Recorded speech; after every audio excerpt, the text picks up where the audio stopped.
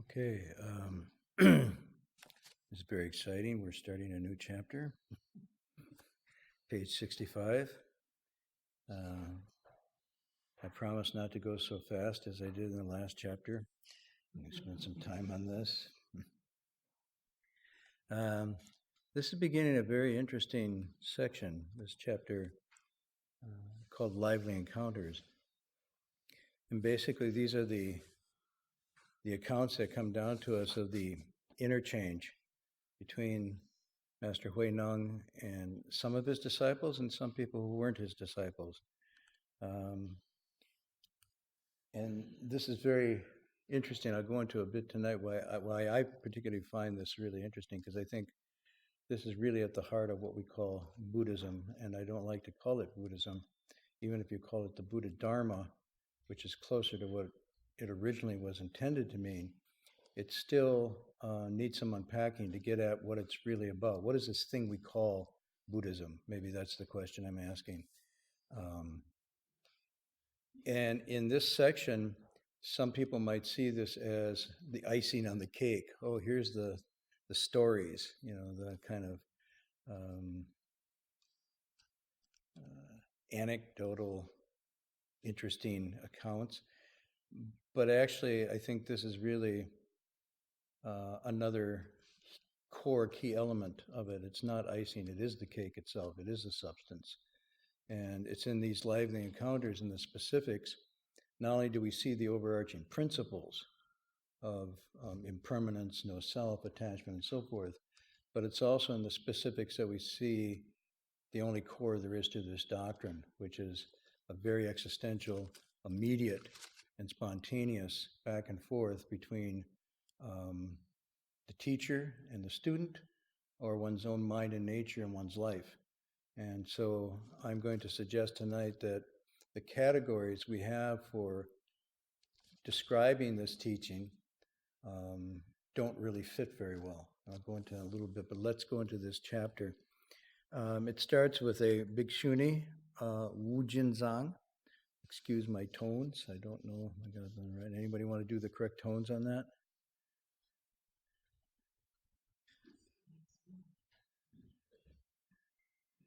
You two pass? Okay. Thank you. Okay, I could have said horse carrying water, but it's not that. What are the tones? So Wu is second? Jin is first? Wu Jin, Zhang, and first tone. Oh, so Wu Jin Zhang. And the meaning? It says here, inexhaustible treasure. Okay. So Zhang is treasury, or sometimes called treasure chest. And then Wu is without, and then Jin is exhaustion or boundaries. So here, let's just go into this text. After the master received, now you notice the voice has changed here. This is the narrative. This isn't the Hui Neng. Before we had Hui Neng talking almost exclusively, and this was a recording. Now you have whoever the editor or interlocutor is using his voice, and we're led to believe this is primarily the disciple Fada, right? That's who we think was mostly responsible for pulling this together. After the master received the Dharma teaching in Huangmei, he returned to Sao Ho village in Shao province where no one knew him. And then we have in here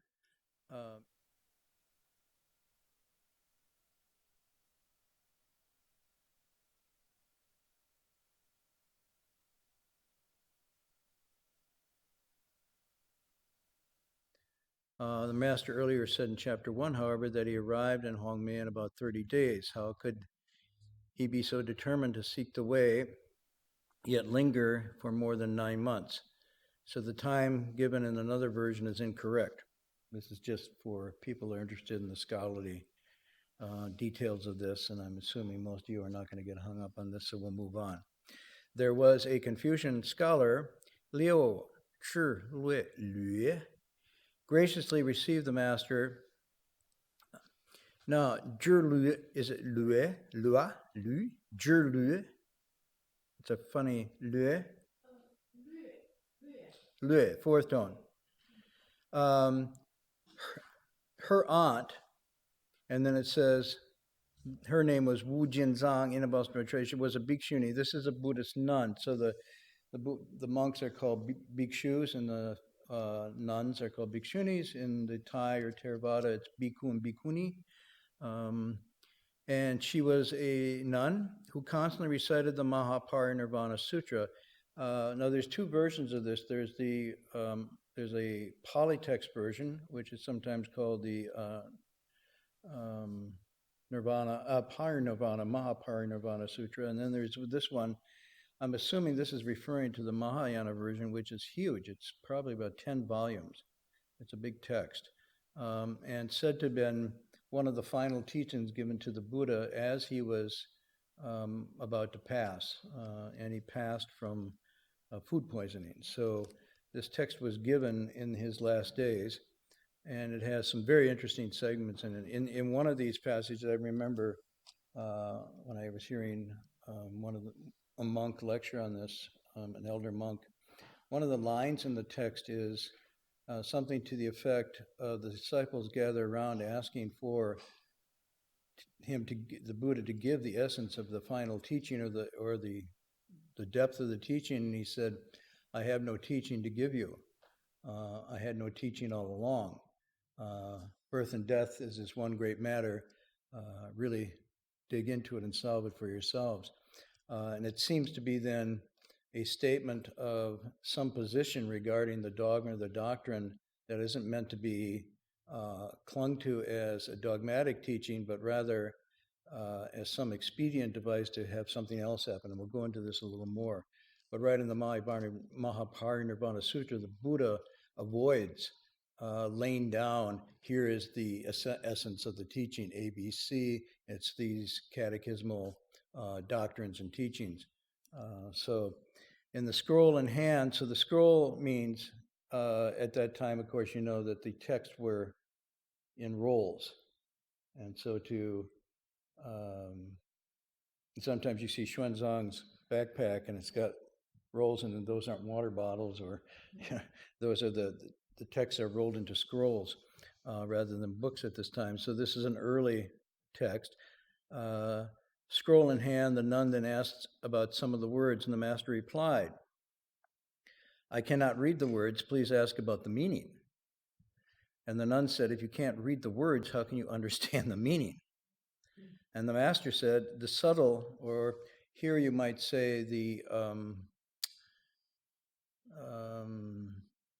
fine aspects, meaning of all Buddhas has nothing to do with words and language." Now, the nun was amazed and informed the village elders.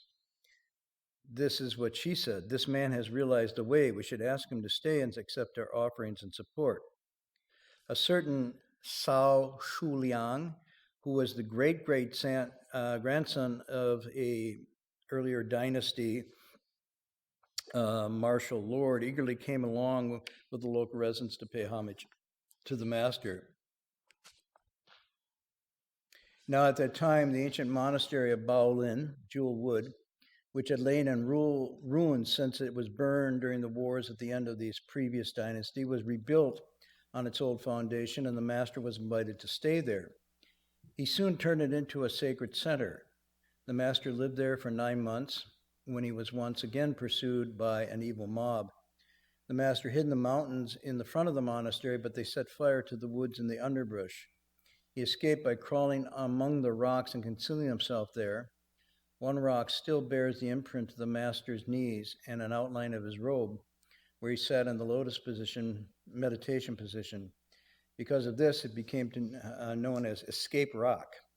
Remembering the Fifth Patriarch's instructions not to stop at Hui and hide at Hui, he went to these locations where he lived in hiding. So what we have here is a sort of bringing us up to speed a little bit about the master's life. That after we're going back after he received the teaching from the fifth patriarch, he returned to this village, and he turned to the system where no one knew him. Why do you think that was the case? Why did he go to a village where no one knew him?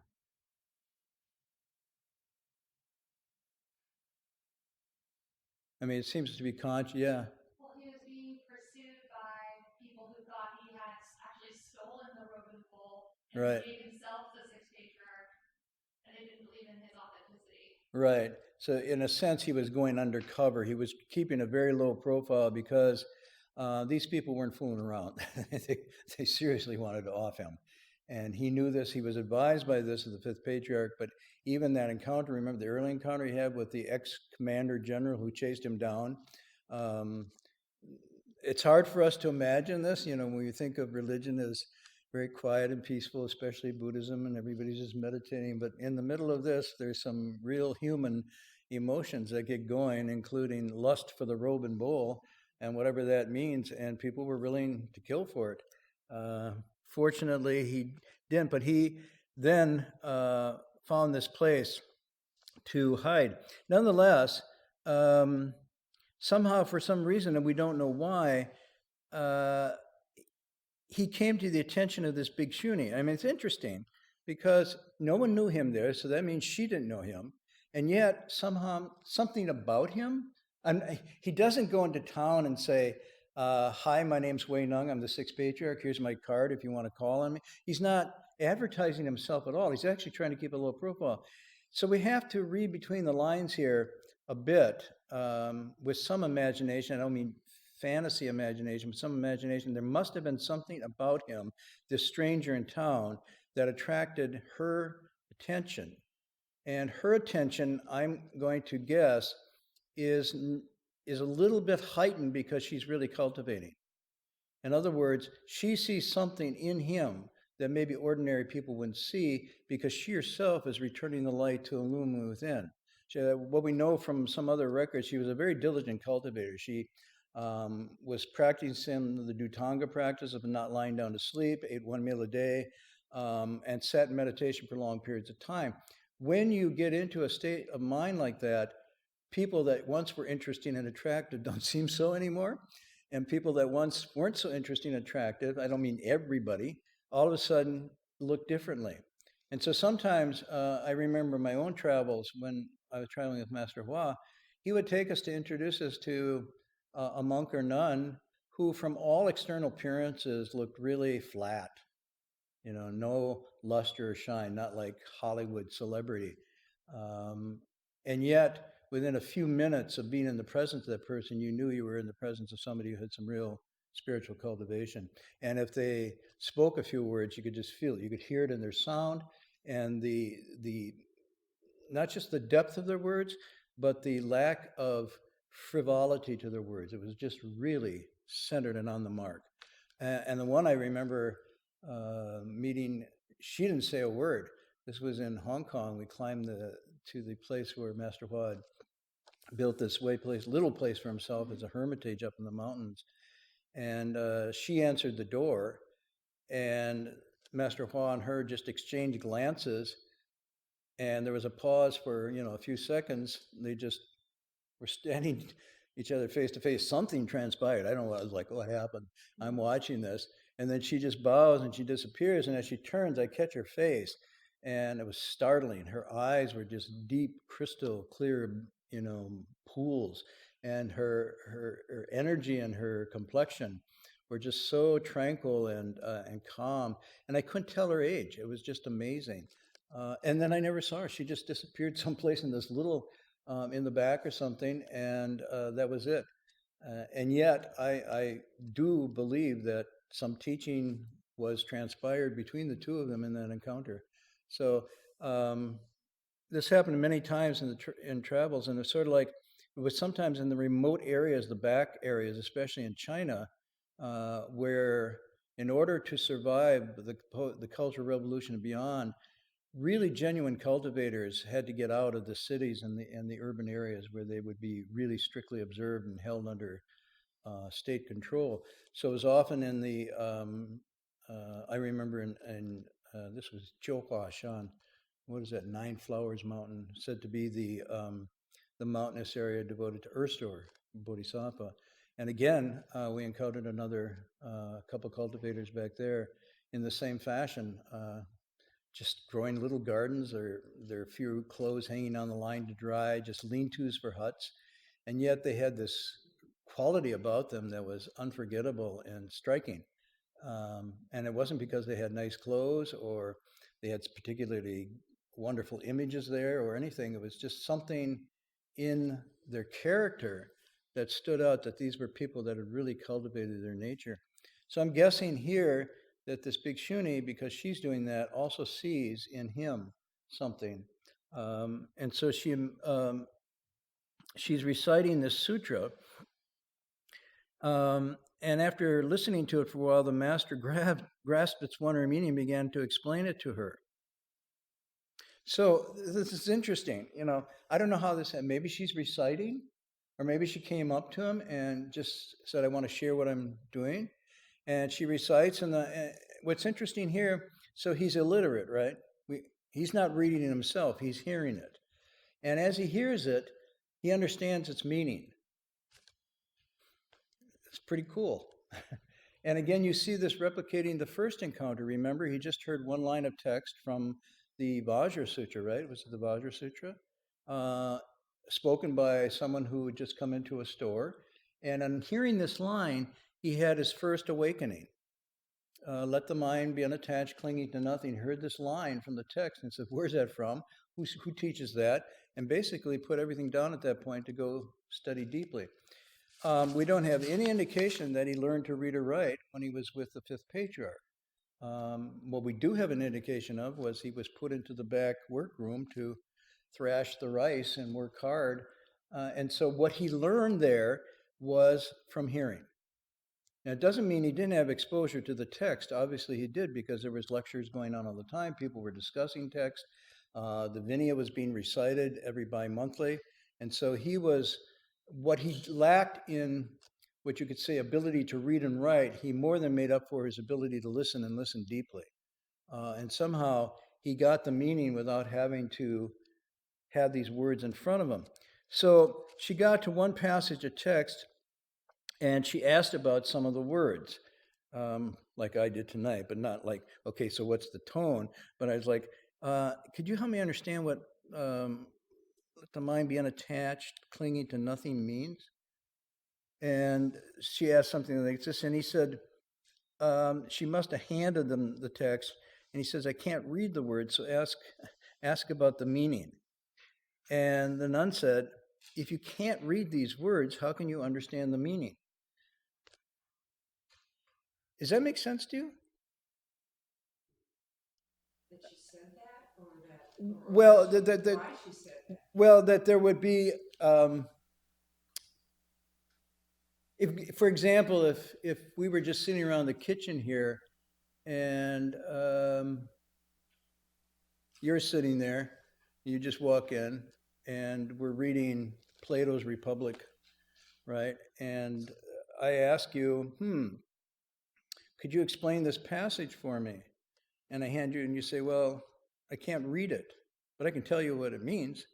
And it's like, well, how could you do that if you can't read it? It's sort of the association we have with meaning as it comes through the reading and understanding the words. And so we put the words together, and then we have meaning. So there's almost something here that he's getting at, that meaning might be different than what we mean. Sorry. In other words, there's something here that isn't just what the text means, but something else that's in the word meaning, if you get where I'm going. Sometimes also with complex stuff, I would have to read it a couple of times to sort of really nail it down. Whereas it would be hard just to hear someone say, well, wait a minute, I get it. The people who are visually impaired can't see and read the text. Mm-hmm. They have, through years of experience, have an acute sense of, auditory power, and can really grasp what's going on. So they don't need to read it visually. Mm-hmm. It's almost like there's a different level here. It's almost like she herself is getting or trying to get meaning out of the words, the sequence of the phrases and the content of the text. And he is, in a way, pulling her rug. He's saying you can't get what this text is pointing to just by even memorizing these words. And so there's a suggestion that there's something underneath, before or behind the words, that isn't so much what did the Buddha mean, but what did the Buddha imply that we should have in a response to this reading.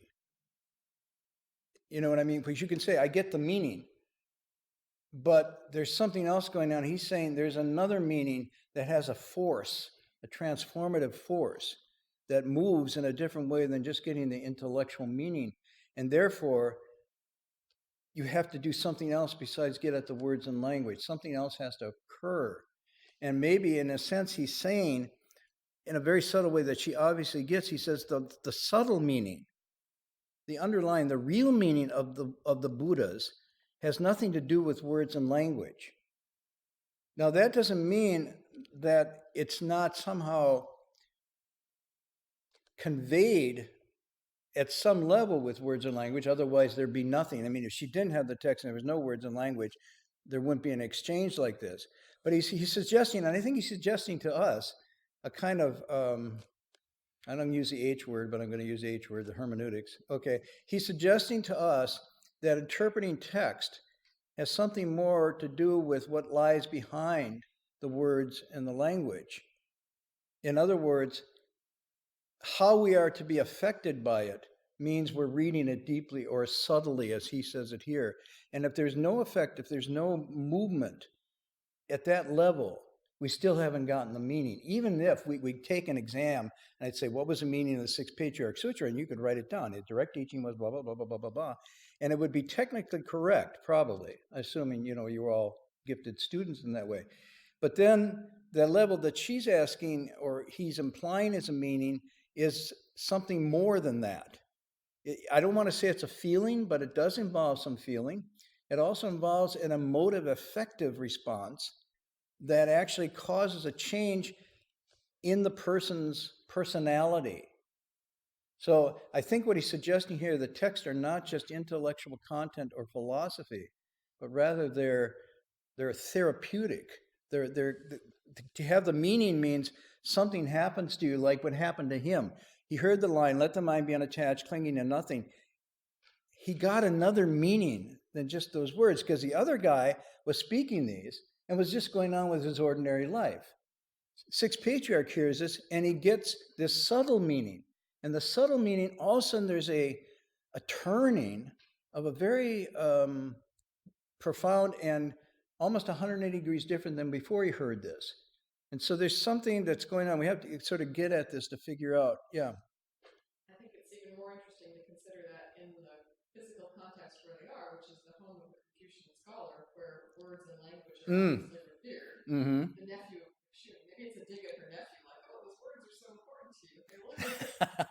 Well, that's an interesting thought. Maybe they weren't for her, but for the Confucian scholar who was listening on the side. Yeah. In any event, the nun is amazed by this, and then she makes the statement, this man has realized the way, and we should ask him to stay and accept our offerings and support. So all of a sudden, she doesn't have a rejection of him saying, he just put me down because I'm learned, or made me embarrassed. He actually, we don't know, but somehow, in between she says this man has achieved the way, and his line, something happened to her. That's really interesting. I mean, I always think about if you do this as a movie. Okay, I love, rendering this as a movie. What does it look like on the screen when this happens? She says, well, can you help me understand this? And he looks, I can't read, but I can tell you the meaning. How can you do? Well, because it doesn't have anything to do with words and language. And all of a sudden, on the film, something happened, you go, whoa.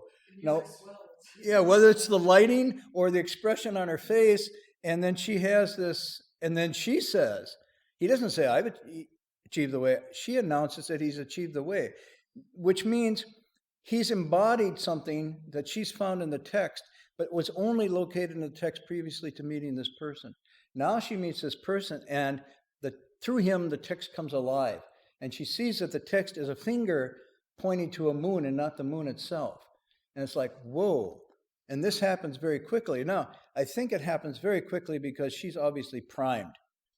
She is in her cultivation doing this. She's brought her mind and her body and emotions to a point of focus and concentration. She's ready to break through the limitations of intellect and knowledge, and even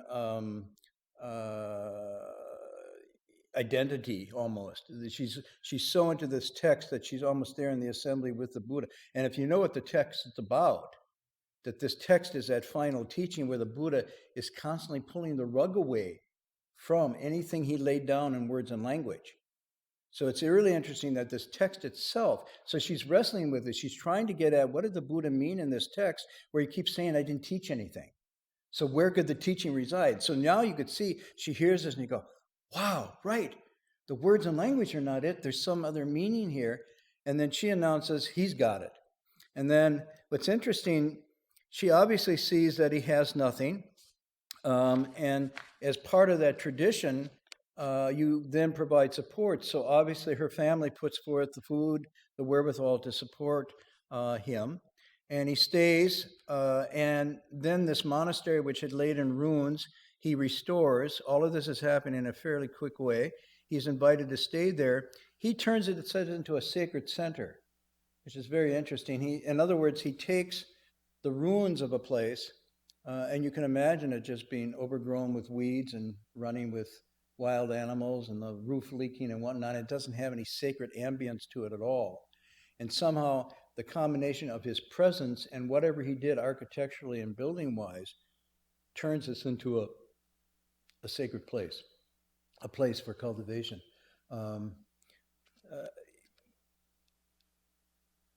Sometimes I think of the city of 10,000 Buddhas in that way. Now we consider it a sacred place for cultivation, but it was once just the overgrown, neglected state mental hospital that Reagan had closed out. And when you went there, the vibe you got was pretty much overgrown. The weeds were growing through the windows. The grass hadn't been cut for months and months. There was nobody there. The bats and the woodpeckers had free reign over all the buildings, inside and out. And there were rabbits and deer going in and out of every place, and not to count the mice and spiders, and all of this was there. The broken windows, and suddenly, bit by bit, day by day, it's being transformed into a place of cultivation. So I think what it's saying is what he's saying earlier, that sacred space is created from the mind. It's not pre-existing. And so you can have the most jeweled adorned place, but if that chi, that energy isn't there, it's not sacred space. On the other hand, I imagine she felt herself in sacred space in that encounter. I think she felt, whoa, I'm in a sacred space. So he transformed this. This, by the way, is one of the themes we see throughout the biographies and autobiographies of monks and nuns. At a certain point in their cultivation, with a certain level of understanding, they then go out and rebuild monasteries and temples that have fallen in neglect.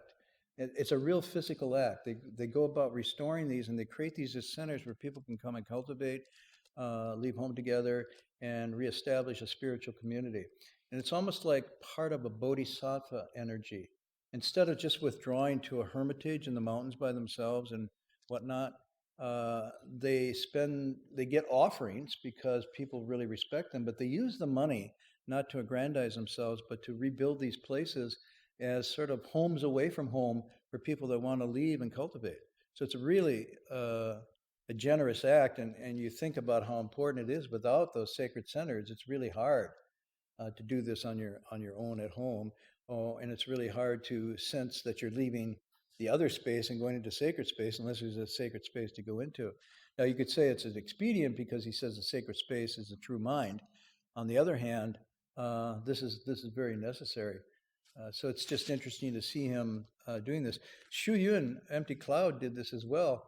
But then while he would rebuild these wonderful places, he himself stayed in the cowshed. You wouldn't go in. he said, I don't have the blessings to enjoy what I just built. So he would stay, he was like 100 and something. He was still living in a cowshed. And by me, a cowshed is like the cribs we had in a farm in Wisconsin. You just have slats and there's space in between and you just store stuff in there. You don't bother to close them up. And so, this is where he chose to stay.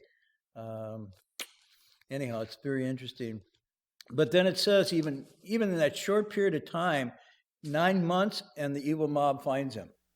So probably there's this back and forth. On one hand, he establishes this place because there's sincere people there that want to do that, but then the word spreads. Now, it doesn't spread as fast as Facebook and Twitter now, right? Because he'd have 9 days, maybe 9 minutes before they found him. Here, and that's one of the benefits of being unplugged, he got 9 months that he wouldn't have gotten. But quickly they find him and they return, and he hides in this woods and underbrush, but they set it on fire to burn him out. He crawls on a rock there. Among the rocks, he conceals himself there and sits in meditation, and now it's called Escape Rock and so forth. And that, brings us up to the point where he's probably going to have to leave again. In a sense, he's a fugitive from society. But in some ways, you might think being the fugitive, being on the margins, is also a kind of dharma protection. Because if he does get too many accolades and too much official recognition, it can corrupt.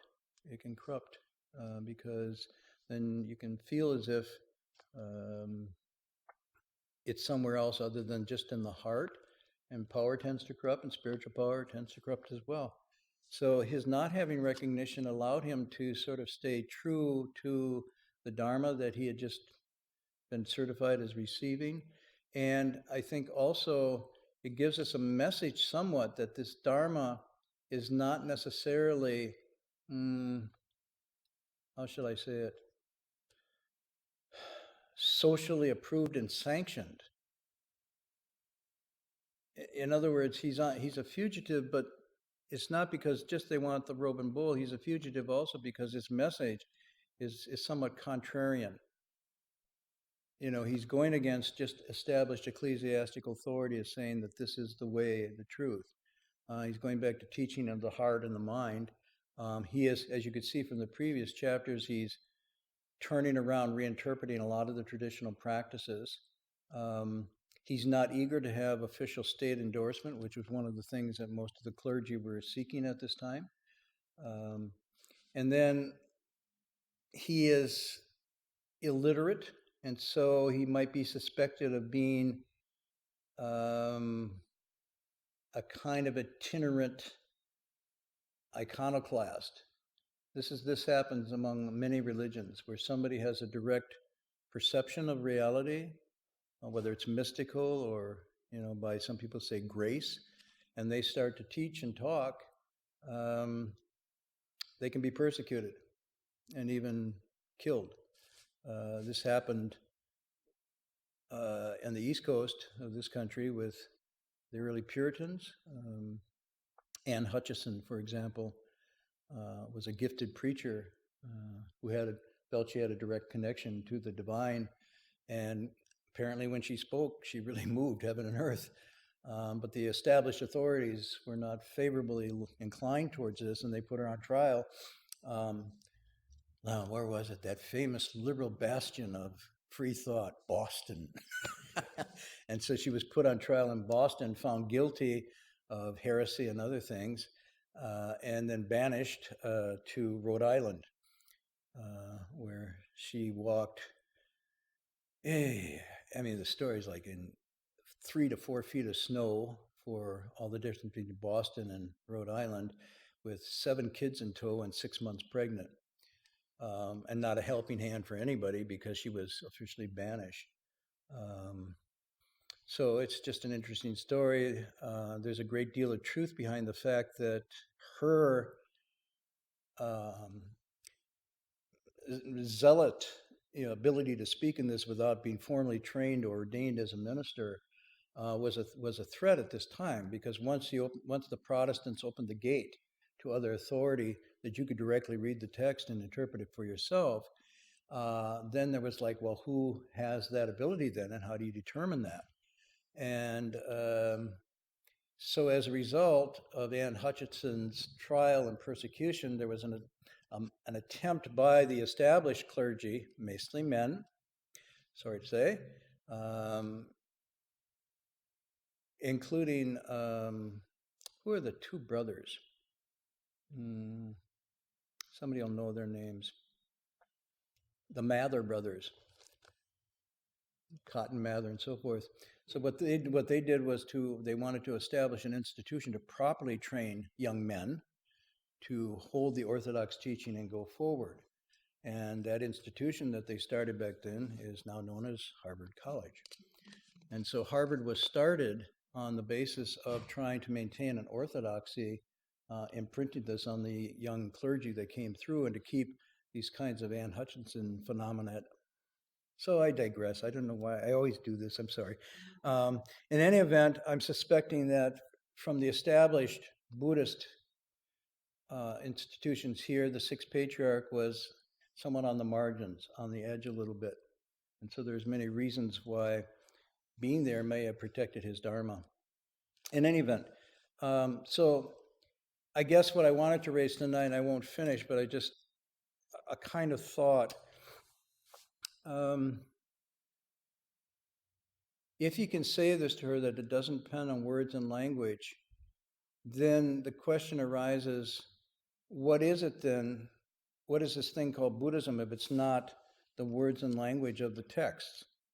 And I was just going to start this tonight a little bit and think, since the earliest encounters with this teaching, primarily from Westerners, they never knew what to make of this when they encountered Buddhism, both in East Asia and South Asia.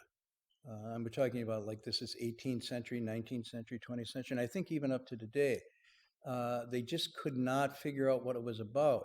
And so they tried to, in different ways, to put it into categories that made sense to them, categories they already had in hand. One of those was, it's a religion. So they try to put it and say, this is religion. The other one they try to put it in is to say, no, it's a philosophy. And the third major one they try to put it into was that it was a sort of like a science. That was a more modern approach. And that one's still going on. And so it's like, what is this thing called Buddhism? So I was just going to reflect a little bit on that tonight from this text.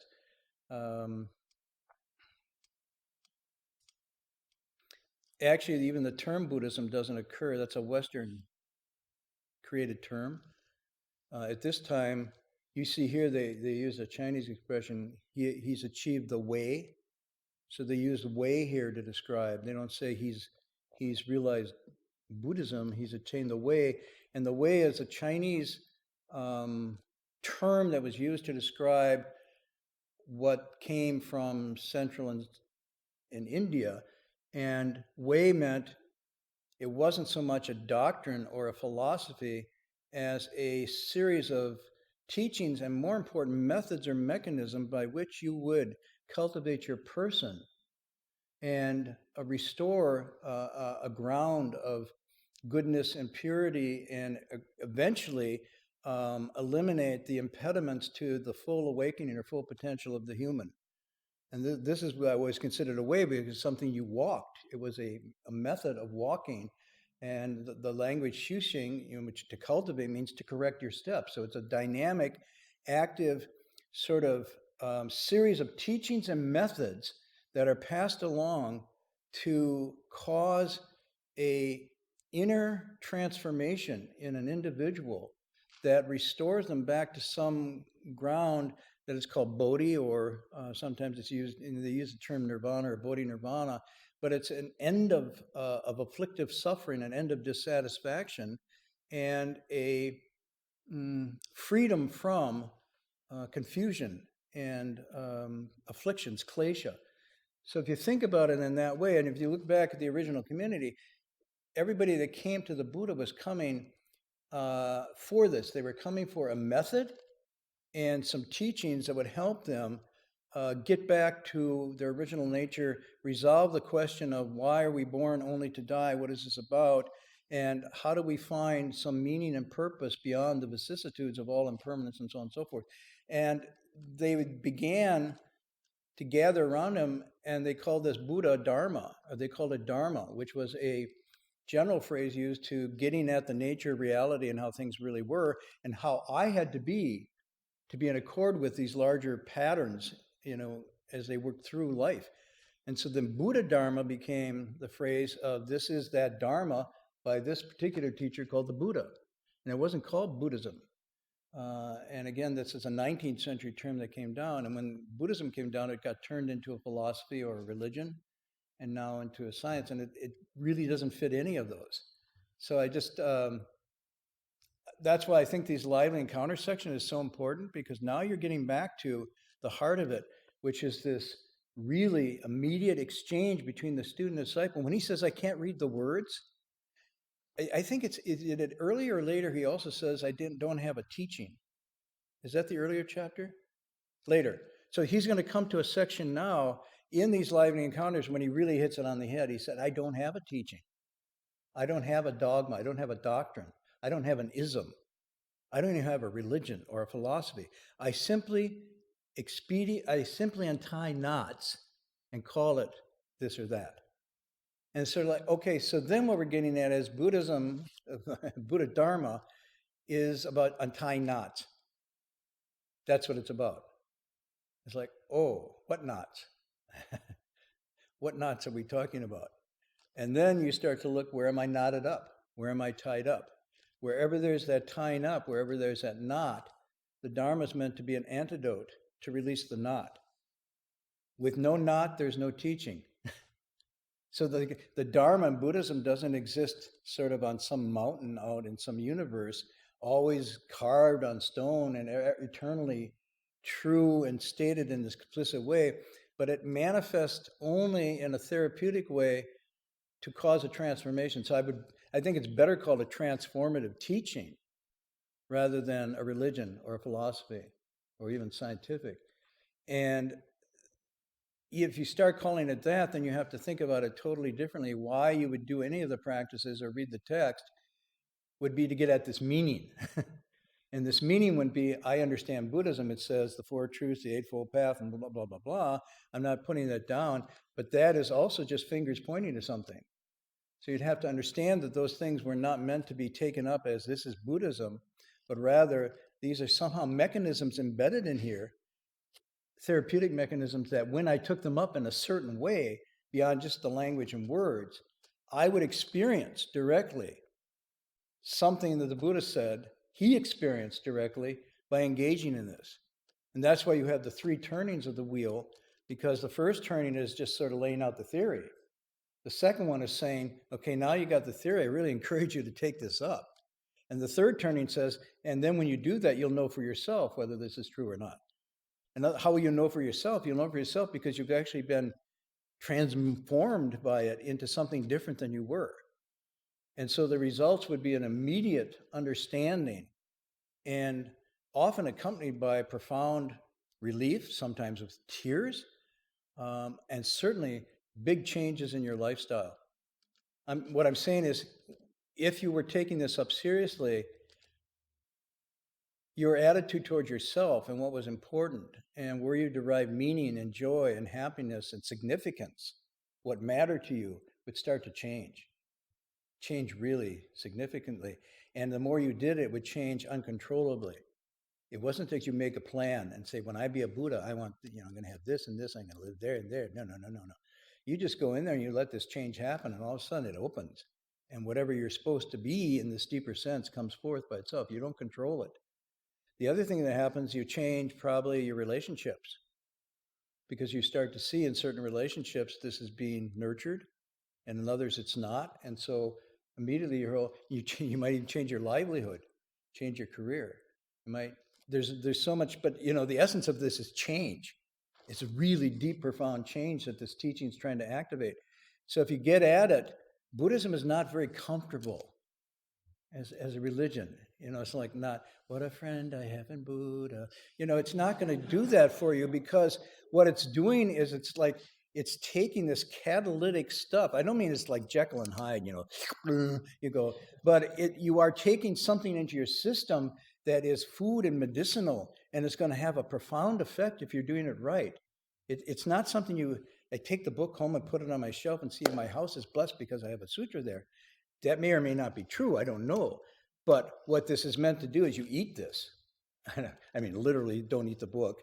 I'm saying you eat this and you swallow it and you let it work on you, and it creates a transformative effect. So I think what we're getting at too in the lively teachings in this exchange, and what's really interesting we get to, is like look for where this moment occurs and what happens in that moment when he has that exchange with somebody and they have a response like this Bhikshuni has. What happened there? What was going on?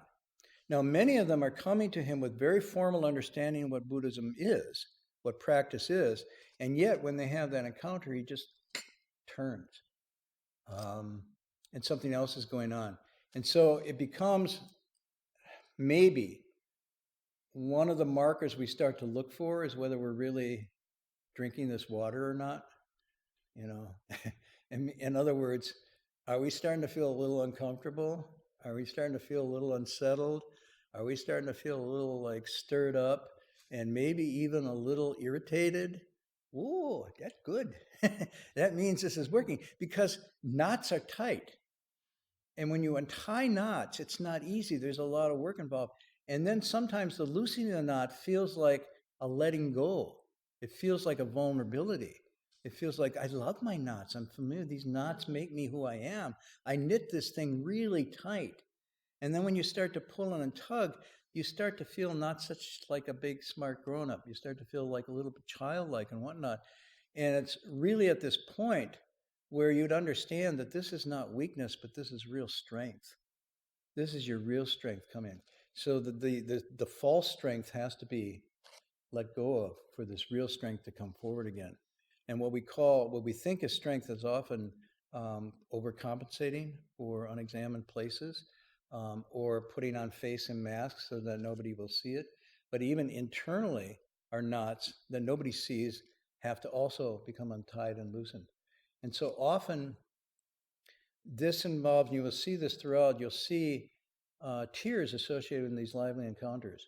And I like to think of them as the tears of the ice melting. These are people who's turned their bodhi, which is the fluid water, into ice and afflictions, often in very self-protective and defensive ways, or whatnot, ways that look smart. And what the Sixth Patriarch does, somehow with his kindness and his wisdom, he radiates this warmth. And at first you say, oh, that's so comfortable, the warmth. And also you say, I'm melting.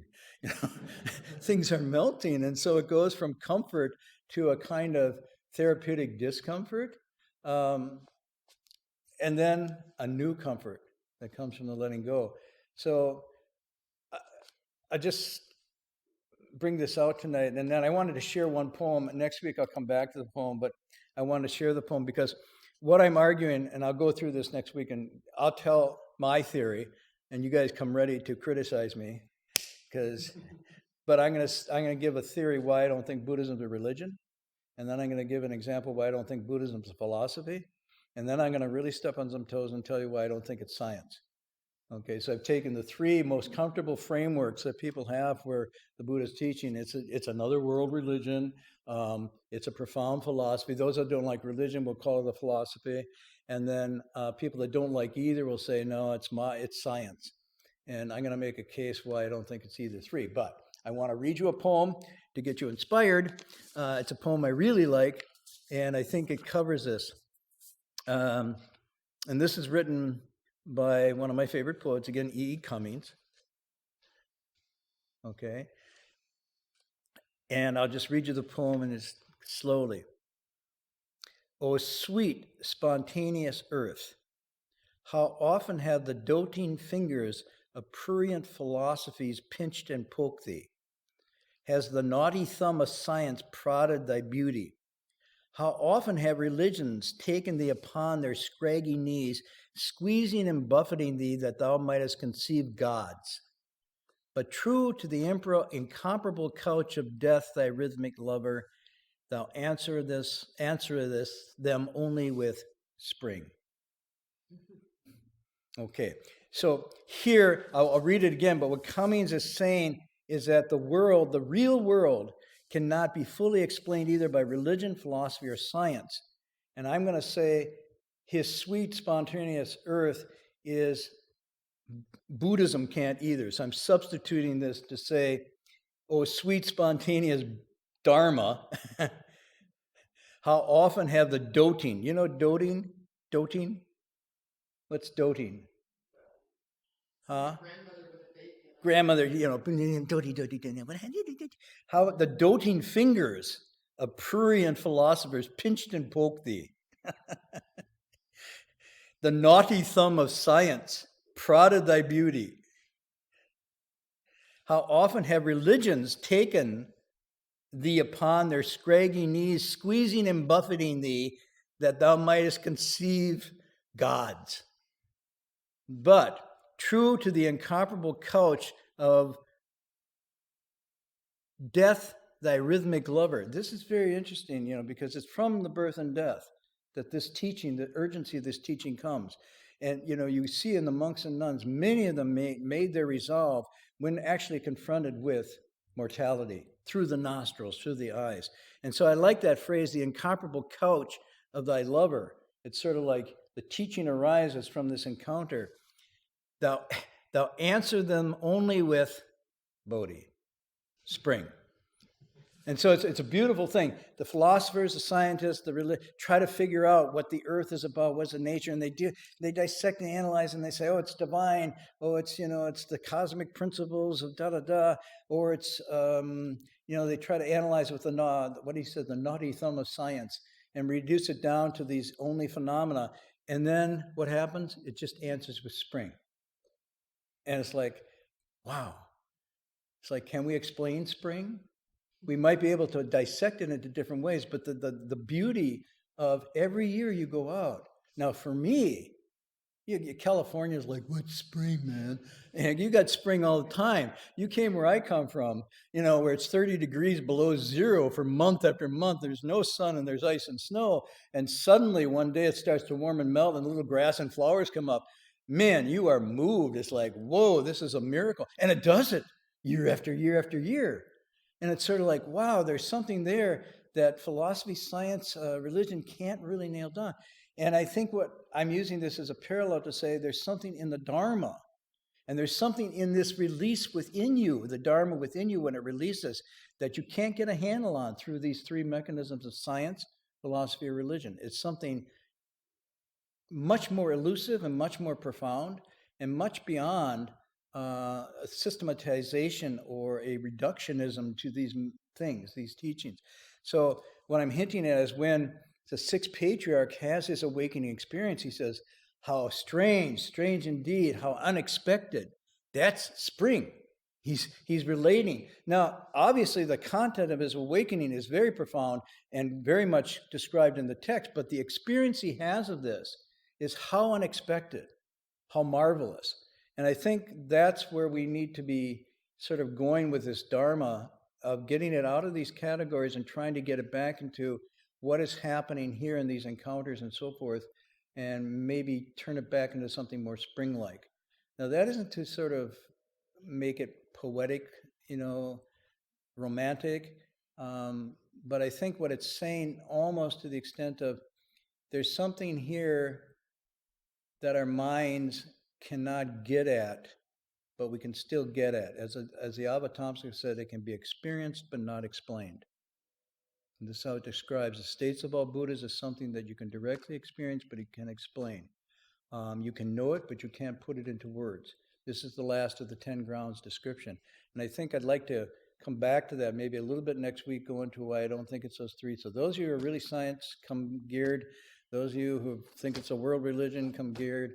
Those of you who think it's philosophy, come geared, and then you can see if I'm hitting at straw dogs or really have something. I'm not sure. Anyhow, I'll stop there for tonight and we'll come back to it next week. Anything you want to ask? You can check the poem out if you want to. I think all of Cummings' poems are titled with the first line. So this would be called, "Oh, Sweet Spontaneous Earth." Don't look for "Oh, Sweet Spontaneous Bodhi." And that's my version. Well, if you have questions and you didn't want to ask them tonight, maybe bring them back next week. We can look some more into this. Announcements?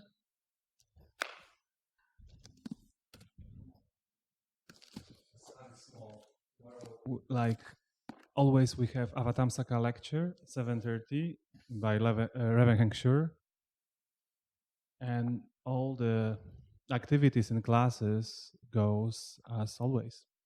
Please check our website, berkeleybuddhistmonastery.org. Okay.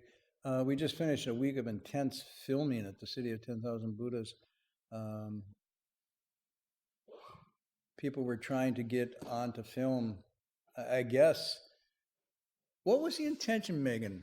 Let me know, because all sorts of things happen. But she was one of the people that came up with the idea and was guiding the film crew. What were you trying to do with that? It was looking. The theme was education, but through different legacies. So the encounter with the Venerable Master, how he taught, the legacy of translation, the personal cultivation. But I think in general is kind of archival to ask a bunch of people who have spent a lot of time with the Venerable Master about their experiences. Before their brains went dead. So it's an archival oral history project. They're trying to interview some of the people that spend a lot of time with the Master to see what their stories were, but also what those teachings were. Interesting you title it education, because I think that is probably the best way I would think of calling it. It's a transformative educational teaching. Transformative educational teaching, because education, educere, it means to draw from, to draw out from what's already there, but not clearly established or clear. And so the dharma is meant to be something that draws out from you what's already inherently whole, but not recognized. And education is also transformative. Well, as it's meant to be. Nowadays, mostly it's technical. But originally, the idea was it was supposed to have a transforming influence and make you a different person, more liberal, more expansive, more informed. And you're saying, what was that? That was called a college? It used to be called colleges and universities. Anyhow, so I don't know when that's going to be available. There's probably a lot of editing that they're going to do and use it for different reasons and purposes, but okay. All right, we'll do the transference in English.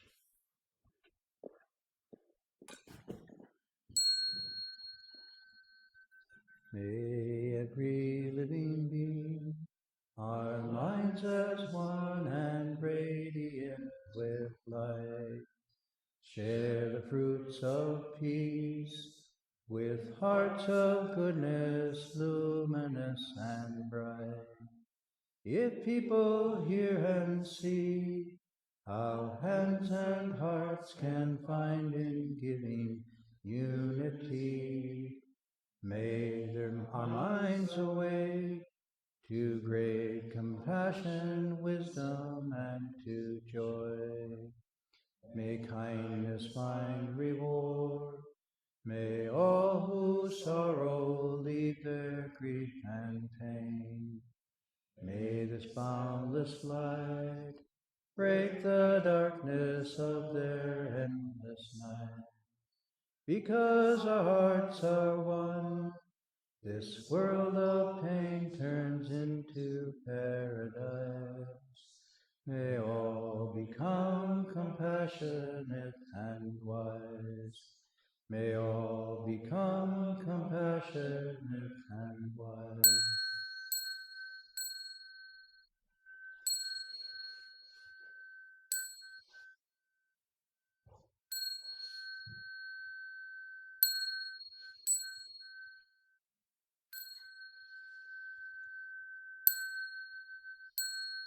Ding Li San Bao.